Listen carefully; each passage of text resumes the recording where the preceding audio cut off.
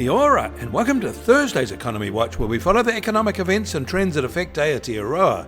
I'm David Chaston, and this is the international edition from interest.co.nz. And today we lead with news foreign investors, both friends and foes, are quitting their exposure to the new Russified US.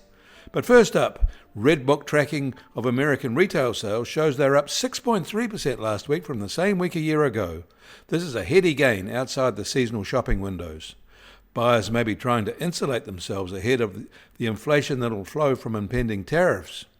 Last week's gain was twice what it was a year ago, and also higher than the same week 2 years ago. Some of this defensive doom spending is being done with higher credit card debt. And they aren't spending, though, on new housing. American housing starts slumped 9.8% in January from the prior month, and also lower year on year. The rise we noted in December was an outlier over the past year, not sustained. And they aren't spending on switching houses either. Mortgage applications fell by 6.6% last week from the previous week, the sharpest decline so far this year. Mortgage interest rates are staying close to the 7% mark, plus there's rising uncertainty over the future status of both Fannie Mae and Freddie Mac. The new administration wants to sell these two mortgage infrastructure behemoths to their billionaire supporters.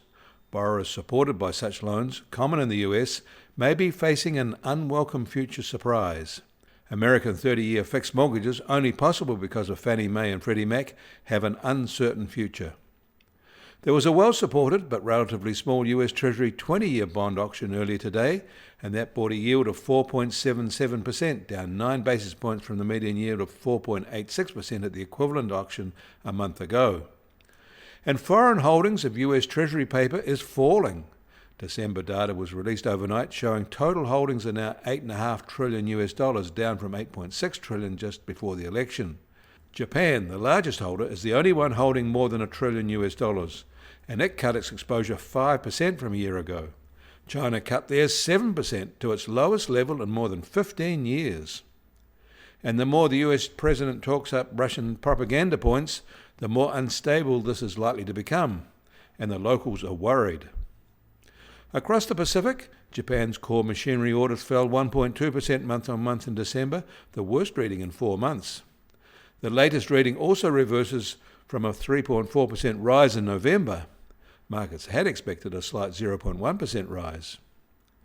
And China's new house prices in 70 cities fell 5% year-on-year in January, but that was an easing from the 5.3% drop in the previous month. It was also the smallest decline since July.